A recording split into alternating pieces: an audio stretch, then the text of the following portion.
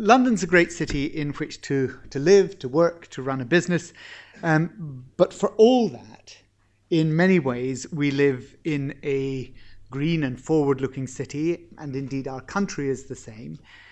But we also live in one of the most polluted places in Europe, in London, and a long way from being the sustainable city that we need to hand on to the next generation. We are failing to create for the next generation those sort of opportunities that I'm sure all of us have benefited from. And for all the wealth that we have and that we create, too many Londoners are excluded from sharing in the city's prosperity. Too many aren't being given the chance to develop the skills that they need to benefit from the high-tech, well-paid jobs of the future, such as those in the industries that you all represent. So as mayor, Sadiq wants to restore opportunity to those very Londoners. He wants a London in which future business generations have the opportunities that he has had. But Sadiq's not the mayor yet. That is a certain Mr. Boris Johnson, who is currently also the Member of Parliament for Uxbridge and South Ruislip. Now that constituency includes the schools of Pinkwell Primary and Cherry Lane Primary School, both of which are facing carcinogenic air pollution that is twice the annual legal limit. We know that children attending primary schools within 150 metres of a main road are growing up with lung capacity impaired by up to a third. We know that such children have increased risk of asthma and heart disease. And the impact of air pollution on London's children is really shocking. London's toxic air so far this year has caused 2,739 deaths already. Just imagine what it would be like if somebody had to stand up in the House of Commons and talk about 2,739 road traffic accidents that had killed people, road traffic accident fatalities in London this year. That's the scale of the air pollution that we have in London. One of the world's greatest, most modern, most prosperous cities, and yet a city in which 3,000 people are dying each year because of the failed quality of our air. That's not a legacy that we should be happy with. It's not one we should be happy to leave to our children, and it's certainly not a legacy that Sadiq will accept as mayor. So I want to talk briefly about his vision, not mine, his vision for London as a world leader in sustainability. Actually, it is mine as well. I vote for him as well. And about the opportunities that we can create. He wants to make London a city that the world looks to for the ideas and inspiration on how to address, to mitigate, to minimize the environmental impacts of a big city economy. And he wants our green economy to be one that the world looks to as a model for growth, for innovation and job creation. And you in this room have an enormous role to play in that. A real low-carbon vision isn't a nice add-on to our economic plan. It must permeate through everything that we do. Transport, skills, housing, planning, education. And it's not only the right thing to do if we want a healthy and green city. It's actually also the right thing to do for the prosperity of the city. Yes, we need a clean and healthy environment in which people want to live and to work to keep London the place people from all around the globe want to do business. But it's also about getting ahead and staying ahead of the pack in terms of capturing the economic opportunities that low carbon brings. By the time Sadiq is finished as mayor, he doesn't want any people in this room today casting admiring glances at other cities.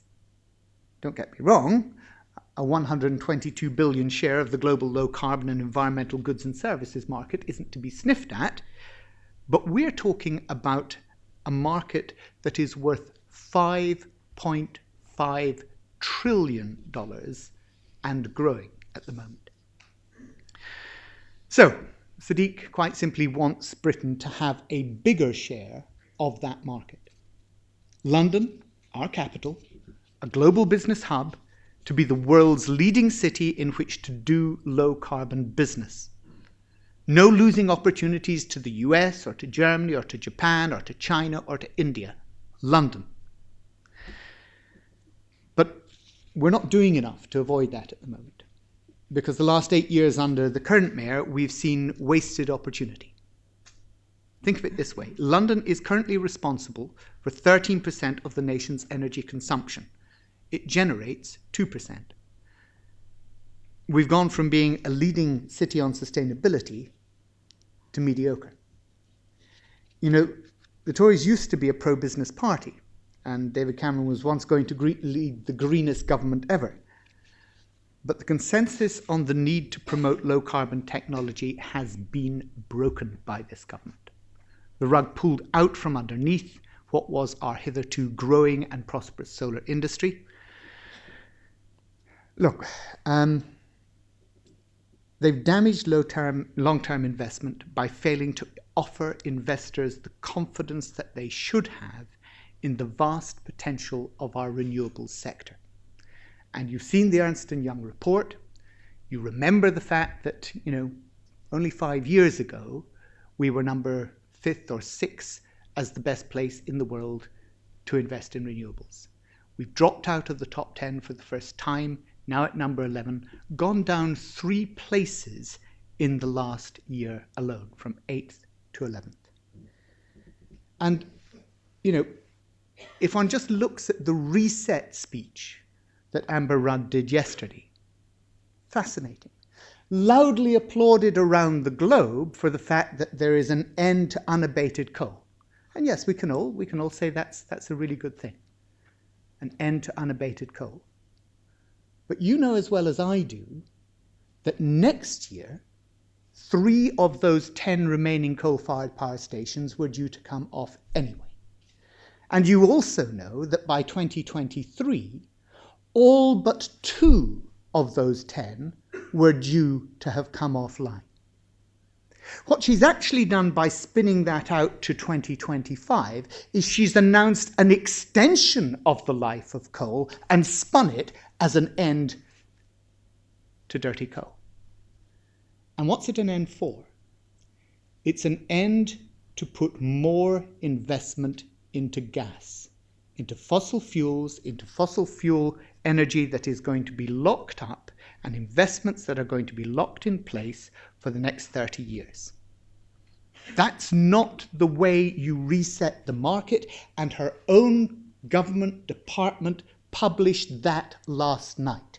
Because if you noticed, they changed last night on their energy emissions projections, on their carbon emissions projections. And what they had to admit was that as a result of the reset, a direct result of the reset, 54 million extra tons of CO2 would be added to the shortfall in terms of meeting the 4th carbon budget. We're going precisely in the wrong direction.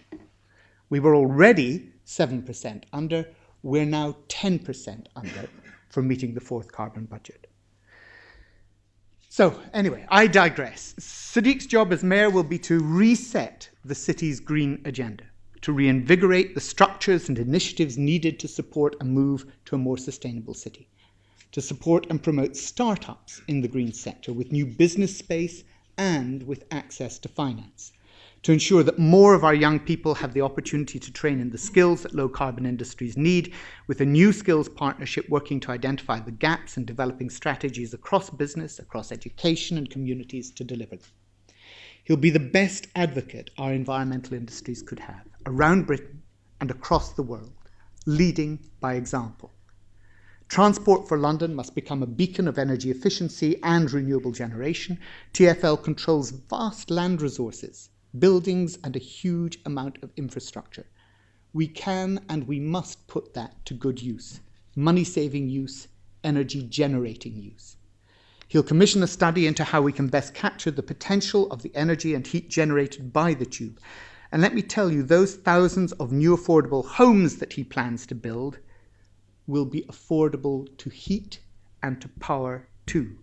He'll use the mayor's full planning powers to ensure higher standards of sustainability in new developments, and with them, more opportunities in our low-carbon sector.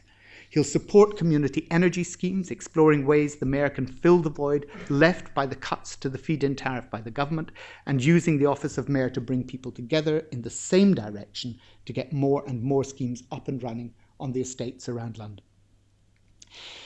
And to show he's putting London's money where his mouth is, he's also going to look to divest the pension funds of the GLA, the pension funds that they control, from fossil fuel investment. Now, I spoke before about the shameful air quality we have in London, and I also want to talk briefly about Sadiq's plans for setting us back on track to meet our legal targets, whilst also capturing the benefits of for environmental industries. He wants to expand the proposed ultra-low emission zone beyond central London, out to zone 2, and along arterial routes, using that as a catalyst for investment in emissions-free vehicles and a driver for growth in our charging network. He'll set out the pedestrianisation of Oxford Street to create the world's greatest clean and green shopping avenue and public space, an exemplar project that Londoners can be proud of. And he'll introduce car-free weekends in central London, similar to those which have been so successful in other cities like Paris. And he'll throw his weight behind the National Park City initiative, setting ambitious long-term goals for more green space, better access to nature, and a focus on low-carbon industrial growth and skills.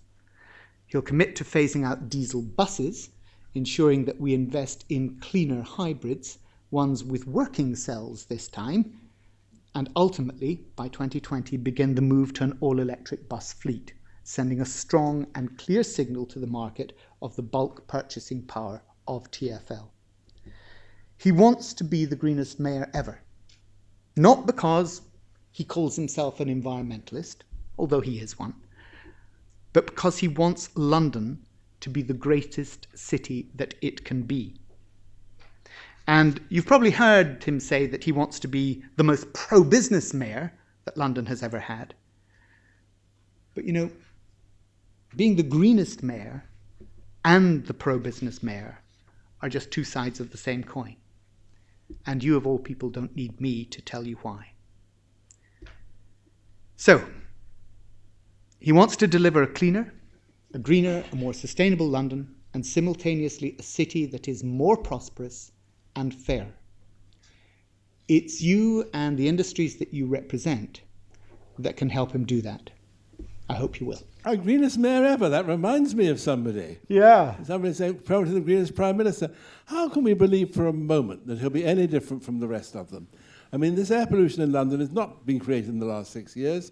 It's gone on. I campaigned twice on it in newspapers during Labour administration. It's a staggering indifference. I don't remember if you were Minister of the Environment at the time, but absolutely zilch. A few things, I mean, congestion charging, yes, but that wasn't primarily for air pollution. So really, can we believe for a moment that Sadiq Khan will be any different from David Cameron? Well, I'm glad that you've acknowledged that David Cameron's greenest government ever pledge has not exactly been the storming success that it was once billed. The reason is this. He set out very clearly, and I've tried to set out very clearly, what it is that he wants to achieve.